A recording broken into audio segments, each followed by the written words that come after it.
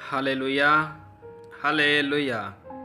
मैं आप सबको अपनी ओर से और जीसस क्राइस्ट मिनिस्ट्री की ओर से सबको जय मसीह बुलाता हूँ और आप सबको इस नए साल की शुभकामनाएं देता हूँ। जो 2024 का नया साल आपकी और हमारे जीवन में परमेश्वर ने ये दिन दिखाया है कि हम सब जो यीशु मसीह में है और संसार के सभी मनुष्य जितने संसार के ऊपर जीवित हैं उन सब को परमेश्वर ने ये नया दिन देखने के लिए हमारे ऊपर अनुग्रह किया।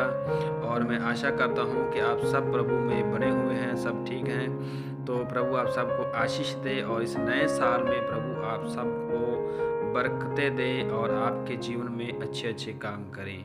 मैं आप सब के साथ एक वचन शेयर करना चाहता हूँ जो है अफिसियों की पत्री हम पढ़ेंगे। उसका 4 अध्याय का हम पढ़ेंगे 20 और 21 से लेकर 24 तक। तो उसमें लिखा हुआ है कि मसीह में नया जीवन। तो प्रभु का वचन कहता है कि पहले हम अपने संसार में अपना जीवन व्यतीत करते थे, तो अब हमने क्या करना है कि अपने पुराने मनुष्य को उतार देना है और नए जीवन व्यतीत करना है। तो उसमें लिखा हुआ है कि तुम पिछले चाल चलन के पुराने मनुष्य को जो परमाने वाली अभिलाषाओं के अनुसार भ्रष्ट होता जाता है उतार डालो और अपने मन के आत्मिक स्वभाव में नए बनते जाओ और नए मनुष्य को पहन लो जो परमेश्वर के अनुरूप सत्य की धार्मिकता और पवित्रता में सृजा गया है। तो प्रभु का वचन कहता है कि अपने पुराने मनुष्य को उतार के नया उसका जो मनुष्य है उसको पहन लो जो परमेश्वर के द्वारा रचा गया है, परमेश्वर का अनुरूप, परमेश्वर के स्वरूप में उसके द्वारा जो रचा गया है उसको पहन लो। हालेलुया। हमने क्या करना है कि अपने आज तक के 2023 तक जो भी अपना पुराने जीवन में काम किया है उस सब को छोड़ देना है और प्रभु यीशु मसीह में एक नया जीवन, एक नई चाल चलनी है। प्रभु का वचन कहता है कि पहले हम संसार में जीवित थे, पहले हम संसार के अनुसार काम करते थे।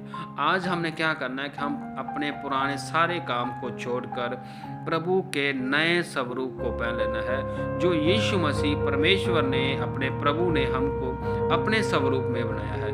उसकी धार्मिकता को, उसके सत्य को पहन लेना है ताकि हम अपने जीवन में परमेश्वर के राज्य में काम कर सकें। तो प्रभु का वचन कहता है, जैसे कि हम कुलिसियों की पत्री में पढ़ते हैं, उसका जो 3 अध्याय में लिखा हुआ है कि पुराना जीवन और नया जीवन। तो उसमें भी ऐसी बातें लिखी हुई है कि हमने जो पहले संसार में रहते थे, प्रभु कहता है कि हम जो आप संसार में रहते हो अपने पुराने कामों को छोड़ दो। तो इसमें लिखा हुआ है कि इसलिए हम 3 का 5 पढ़ रहे हैं, कुलिसियों की पत्री 3 का 5।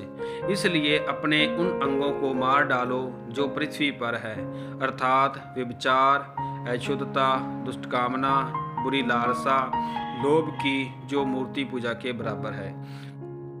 प्रभु का वचन कहता है कि सारे काम जो संसार में आप करते हो ये सब मूर्ति पूजा के बराबर है। जैसे कि व्यभिचार करना, अशुद्धता, दुष्ट कामना और बुरी लालसा और लोभ की लालसा, ये सब मूर्ति पूजा के बराबर है। तो प्रभु कहता है इन ही के कारण परमेश्वर का प्रकोप आज्ञा ना मानने वाले के ऊपर होता है और तुम भी इन बुराइयों में जीवन बताते थे।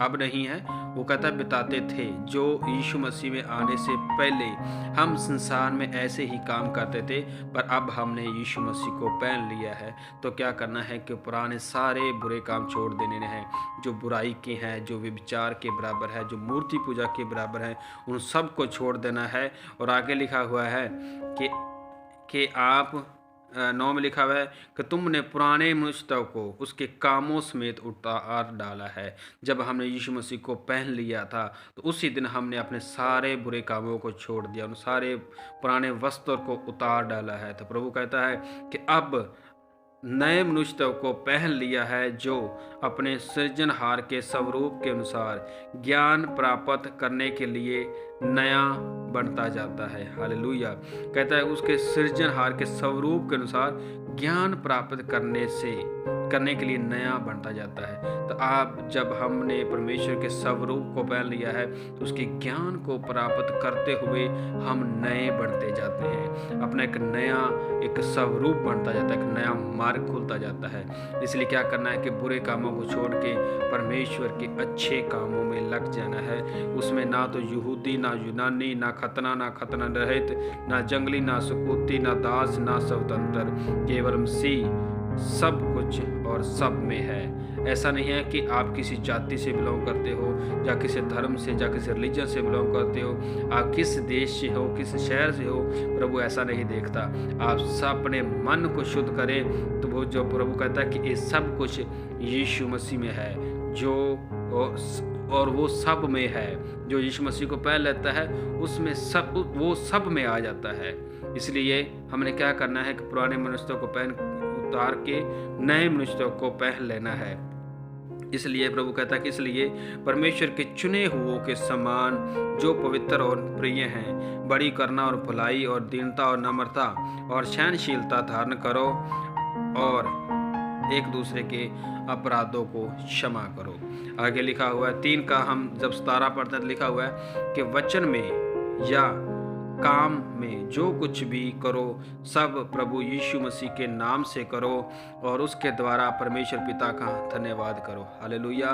प्रभु कहता है कि हर एक काम में परमेश्वर का धन्यवाद करो, वचन में और हर एक काम में प्रभु यीशु मसीह का नाम लेके करो। जब प्रार्थना करते हैं, वचन पढ़ते हैं, तो हम प्रभु यीशु मसीह का नाम लेके करें। चाहे संसारिक काम करते हैं, हर एक काम में हमने प्रभु यीशु मसीह का नाम लेकर करना है, और उसी में हम परमेश्वर पिता का धन्यवाद करते रहना है। इसलिए आज हम देखते हैं कि जैसे आज तक आपने और हमने जो भी पुराने समय में, पुराने जीवन में काम किया है, 2023 तक जो भी बुरे या अच्छे काम किए हैं, प्रभु उनके द्वारा हमें आशीष देता है, दिए हैं। और आज हमने देखना है, जांचना है अपने आप को कि हमने कितने बुरे काम किए हैं, और आगे से ऐसे बुरे काम ना करें। और हाँ, आज से ये निर्णय लें कि प्रभु मैं आपके नए सृजनहार रूप में ज्ञान प्राप्ति के साथ नया ज्ञान प्राप्त करके बुरे काम को छोड़ के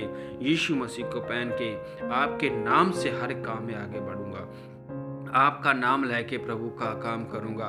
तो प्रभु का धन्यवाद करते रहें, क्योंकि दाऊद भी कहता है कि हर एक जो भी पाप है वो मेरी आंखों के सामने रहता है। इसलिए हर एक मनुष्य के जीवन में है, जो आपने जो भी बुरे काम किए हैं, जो संसार में जितने मनुष्य जिसने बुरे काम किए हैं, वो उनकी आंखों के सामने रहते हैं। इसलिए हमने क्या करना है कि अपने सारे कामों को, बुरे कामों को मान के प्रभु के सामने आना है कि प्रभु हमें माफ़ करे, और इस नए साल में एक नया स्वरूप के अनुसार, नए ज्ञानों के अनुसार परमेश्वर के राज्य में काम करें। प्रभु कहता है कि हर एक काम में परमेश्वर का धन्यवाद करके काम करो।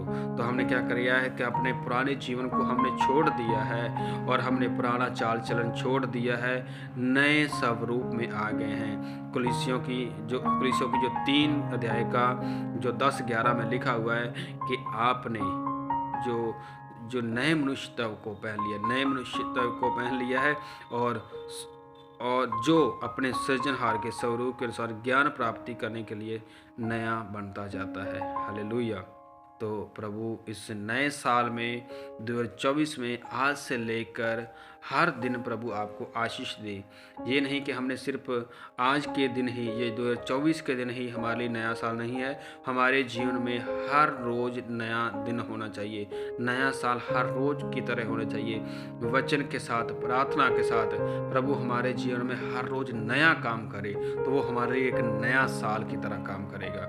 हर रोज़ नए वचन में जाएं, हर रोज़ नए कामों में जाएं, और प्रभु का धन्यवाद करते रहें, परमेश्वर का धन्यवाद करते रहें, जो परमेश्वर यीशु मसीह की आज्ञा है कि हर एक काम में परमेश्वर का धन्यवाद करें। तो इस 2024 में मैं आप सब के लिए प्रार्थना करूंगा, हमारी टीम प्रार्थना करेगी, और मैं आप सबसे विनती करता हूं कि हमारे लिए भी प्रार्थना करें कि हम भी परमेश्वर के राज्य में और नए नए वचन, प्रभु के गहरे भेद आप सबके सामने पेश कर सकें और वचन से सीख सकें। प्रभु आप सबको इस वचन के द्वारा आशीष दे, और 2024 में प्रभु आप सबके साथ रहे, कलीसिया के साथ रहे, हर एक विश्वासी के साथ रहे, नए नए लोग परमेश्वर के राज्य को देख सके, परमेश्वर के राज्य में आ सके।